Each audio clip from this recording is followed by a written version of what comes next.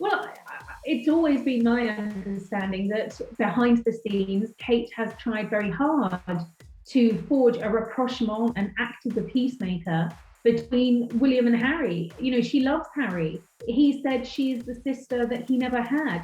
She's been heartbroken to see them fall out. And I think she is one of the very few people, one of the few family members who was actually able to push the brothers together, which, you know, she did in a very subtle way, but it was very effective. And as she stepped back, it enabled the brothers to walk together up the hill. So I certainly think she's played quite an important role in getting the brothers to the point where they were able to engage in a conversation, of course, in front of the world's press. Everyone was watching. The focus of the day was absolutely rightly on the Duke of Edinburgh. This was about bidding him a fitting farewell. And no one wanted there to be too much attention on William and Harry and this feud. But inevitably, the world was watching. We wanted to see the body language.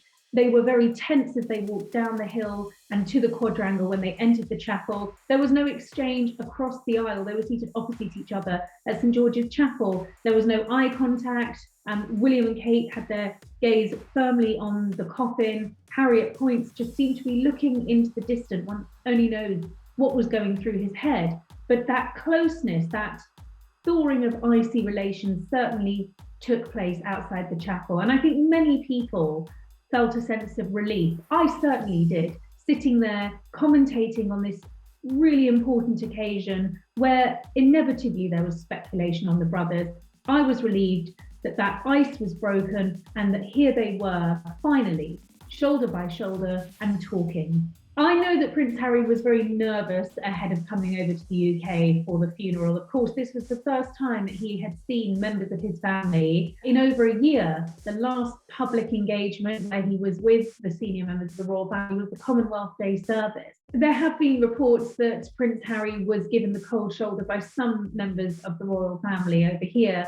Apparently, Princess Anne hasn't had a huge amount of time for her nephew. Prince Edward and the Countess of Wessex, Sophia, also said to be still very upset about that Oprah interview and what was said. There is a feeling of wanting to protect the Queen and a feeling that really Harry has let the family down. There have been some reports that he'd like to stay for the Queen's birthday, but it's my understanding that he was due to fly back on Monday. Possibly those travel arrangements have changed. We're not being given any guidance for obvious security reasons, but it's been a difficult time for Prince Harry. A part of him wants to stay and, of course, be there to support the Queen. I'm sure he'd love to be here for her birthday, but I think there's also a part of him that is understandably keen to get back to his heavily pregnant wife and his little boy.